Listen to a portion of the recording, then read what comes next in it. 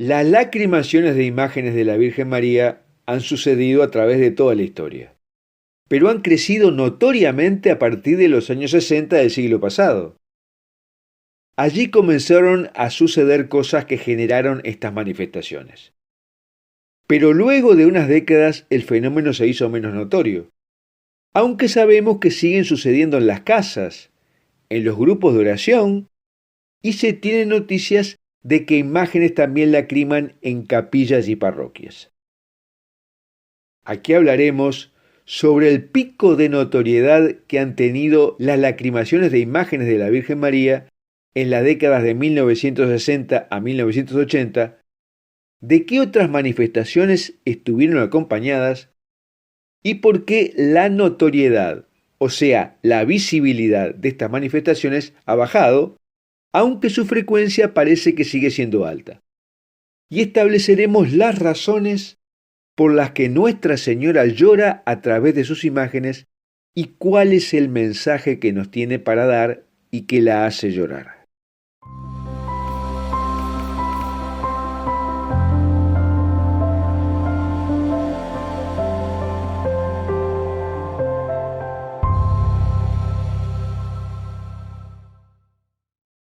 Antes de comenzar te recuerdo que en la descripción de este video encontrarás los links al texto de lo que hablamos aquí, a nuestro canal de Telegram que tiene materiales que no pueden circular en las grandes redes sociales y a la newsletter de Foro de la Virgen María, donde encontrarás materiales exclusivos y de alta calidad que no verás en otro lado. Y te recomendamos suscribirte a este canal de YouTube haciendo clic en la campanita que dice todas, le des un me gusta a este video y lo compartas con tus amigos. Ahora, las manifestaciones de imágenes de la Santísima Virgen y de Jesucristo se hicieron más comunes a partir del siglo XX. Pero especialmente en las décadas de 1960 a 1980, las manifestaciones se dispararon en notoriedad. Hablamos básicamente de las manifestaciones de lágrimas y sangre en las imágenes de la Virgen María. ¿Y qué sucedió en esa época que cambió el mundo y que hizo que Nuestra Señora comenzara a llorar más asiduamente a través de sus imágenes? En esa época sucedió la revolución sexual, que impuso en el mundo un nivel de pecado desconocido hasta ese momento y una carrera vertiginosa para ahondarlo. Y también la apostasía en la Iglesia había tenido su momento revolucionario, con la interpretación que hicieron los modernistas de las conclusiones del Concilio Vaticano II, que había traído que una gran cantidad de sacerdotes y religiosos abandonaron los hábitos, un fuerte descenso de la concurrencia a misa, la guerra contra las imágenes y las devociones populares, y la erosión de la fe transmitida desde los apóstoles. Una apostasía que luego fue avanzando. Esta avalancha de manifestaciones de imágenes de la Virgen produjo sorpresa inicial en los medios de comunicación y en el clero, especialmente sus manifestaciones más notorias, como la imagen de Nuestra Señora de Akita, que lacrimó 101 veces en Japón, en cuyo transcurso Nuestra Señora le dio un mensaje a la vidente sobre la destrucción que la apostasía iba a producir dentro del clero y la persecución a los devotos a María. También las manifestaciones de las imágenes de la Rosa Mística, que implicaba una expansión del mensaje básico de Fátima, pero con una llamada a una vida espiritual más intensa y creciente. Y la Virgen Peregrina de Fátima, que en sus recorridos por Occidente produjo enorme cantidad de manifestaciones sobrenaturales que fueron difundidas por todo el mundo. La lacrimación que catapultó la notoriedad de este tipo de manifestaciones fue el llanto de la Virgen Peregrina de Fátima en Estados Unidos en 1972. Imágenes de lo que sucedió allí recorrieron todo el mundo, debido al poder de los medios norteamericanos y de reportajes a los sacerdotes que presenciaron ingenuamente un fenómeno inusual para ellos.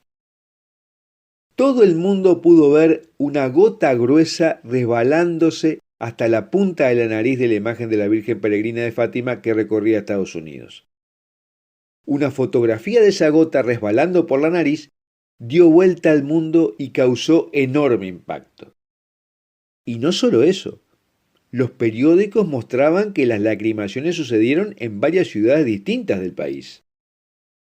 Y las crónicas mostraron al padre Elmo Romagosa, confundido y estupefacto, porque había visto formarse lentamente la lágrima en el párpado inferior de la estatua. Y como alguien escéptico, declaró a la prensa: le pedimos a Dios que nos ayude a comprender el significado de lo que hemos presenciado. A lo que el padre Joseph Brault le contestó: Padre, la Virgen tiene un mensaje para el mundo, pero pocos lo quieren oír, mostrando las dos posiciones personales que podemos encontrar en el clero. La prensa también divulgó por ese tiempo el milagro de las palomas. La imagen occidental de la Virgen Peregrina de Fátima había sido llevada a Estados Unidos en un bombardero B-17 desde Coba de Iría, pasando por una base aérea en las Azores. Y el milagro fue que 12 de las palomas que estaban alrededor de la Virgen Peregrina en Portugal acompañaron al bombardero aterrizando en las Azores varias horas después que el bombardero. Y también varias de esas palomas acompañaron a la imagen en la visita a varias ciudades de Estados Unidos y en su recorrido por otros países. Por ejemplo, el 1 de mayo de 1978 en Roma, 2 palomas no pudieron ser desalojadas del pie de la estatua durante todo el día. Y al día siguiente, en la consagración de la misa, las palomas volaron y se posaron en el arco superior y a cada lado del balcón. Y después de la comunión regresaron a los pies de Nuestra Señora, donde permanecieron toda la noche. Lo mismo sucedió cuando la imagen llegó a Lourdes, Francia. Pero no solo fueron estas 3 imágenes de la Virgen de Akita, la Rosa Mística y la Virgen Peregrina de Fátima las que lacrimaron. Hacer el inventario de todas las imágenes de la Santísima Virgen que han lacrimado por el mundo es imposible, pero sabemos que se pueden contar por miles. En algunas de estas manifestaciones se hicieron estudios sobre las lágrimas y el resultado ha sido que se trata de lágrimas humanas. Sin embargo, la notoriedad de las manifestaciones cayó después de los años 80 y parece que lo hizo por 2 cosas. Primero, porque los medios de comunicación se hicieron menos eco, ya que las manifestaciones apuntaban a la abundancia de pecado en el mundo que ellos mismos alentaban. Y segundo, porque el clero dejó de involucrarse, desestimando la importancia del fenómeno e incluso ocultándolo cuando sucedía en las parroquias, porque también las manifestaciones los incriminaban. De modo que hoy esas manifestaciones de lacrimaciones y sangrado de imágenes siguen existiendo, pero quedan relegadas al ámbito privado de las casas o a grupos de oración. Y cuando suceden en lugares religiosos, simplemente se desestiman y se desalienta que se difunda. Pero cuando las lacrimaciones pierden notoriedad, también lo hace el mensaje. Porque las lacrimaciones parecen estar concebidas como el soporte dramático para comunicar un mensaje. ¿Y cuál es ese mensaje? Hay muchos temas locales y globales por los que Nuestra Señora está preocupada, al punto de provocar sus lágrimas. Pero el mundo se ha globalizado y los problemas tienden a ser más los mismos.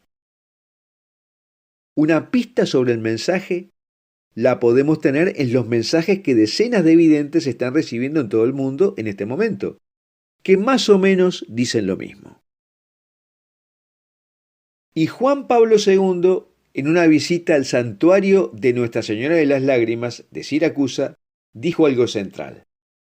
Las lágrimas de la Virgen testimonian la presencia de la Madre. Son lágrimas de dolor que le causan sus hijos en su corazón porque pecan, no se convierten, no oyen sus advertencias y hasta la injurian.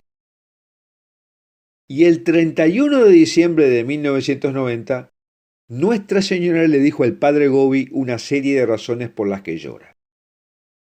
Las lágrimas son la expresión de su tristeza y desazón ante sus hijos que no la han escuchado, que han seguido caminando por el camino del rechazo de Dios y de su ley de amor. Llora por los 10 mandamientos del Señor que se violan continua y públicamente. Dice que llora porque la humanidad no acepta su invitación a la conversión y a su regreso al Señor, y continúa corriendo con obstinación por el camino de la rebelión contra Dios. Llora porque las almas de sus hijos se están perdiendo y van al infierno en gran número, y porque muy pocos son los que acceden a su pedido de rezar, reparar, sufrir y ofrecer. Porque el Señor es abiertamente negado, ultrajado y blasfemado, y su Madre Celestial es públicamente despreciada y ridiculizada. Porque sus solicitudes no están siendo aceptadas y no se creen los signos que está dando. Le duele la pérdida de fe que está sucediendo, porque se ha extendido, y los errores están siendo difundidos y aceptados por la mayoría. También llora porque el precepto del amor al prójimo es violado a diario por el egoísmo, el odio, la violencia y la división en las familias y en la sociedad, lo que produce las guerras. Y llora por la Iglesia, que sigue el camino de la división, de la pérdida de la verdadera fe, de la apostasía y los errores que se difunden cada vez más sin que nadie se oponga a ellos. Y llora por lo que sucederá por causa de esta rebelión contra Dios y el prójimo, que ha hecho entrar a la humanidad en los tiempos penosos de la purificación, que hará que los sufrimientos aumenten para todos, inclusive dentro de la Iglesia. Y finalizó diciendo el padre Gobi en este último día de 1990 que las horas que estáis a punto de vivir están entre las más graves y dolorosas. Y pidió un esfuerzo. Reza, sufre, ofrece, repara junto a mí, que soy la madre de la intercesión y de la reparación. Bueno, hasta aquí lo que queríamos hablar sobre por qué a partir de la década de los 60 del siglo XX se ha extendido la lacrimación de imágenes de la Virgen María y cómo ese fenómeno aún sigue, pero ha ido perdiendo visibilidad para ocultar el mensaje. Y me gustaría preguntarte si has visto casos de imágenes de la Virgen María lacrimando o no.